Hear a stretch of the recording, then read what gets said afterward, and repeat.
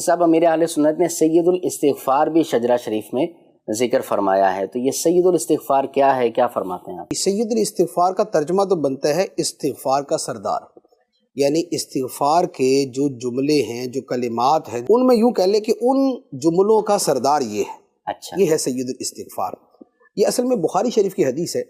نبی پاک صلی اللہ تعالیٰ علیہ وسلم نے اس استغفار کے بارے میں یہ فرمایا ہے کہ یقین قلب کے ساتھ، یعنی کہ دل سے جو اس استغفار کو صبح کے وقت پڑھے، جی، اگر شام ہونے سے پہلے اس کا انتقال ہو جائے تو سیدھا جنت میں جائے، سبحان اللہ، اور اگر شام میں پڑھے اور صبح ہونے سے پہلے اس کا انتقال ہو جائے تو سیدھا جنت میں جائے گا۔ سبحان اللہ، اس کا مطلب یہ ہوا کہ اگر ہم اسے اپنی صبح شام کے معمول میں شامل کر لیں سبحان اللہ، تو موت تو جب بھی آئے گی، صبح شام دن رات کے اندر اندر ہی آئے گی نا، کوئی وقت سے ماورا تو آئے گی نہیں۔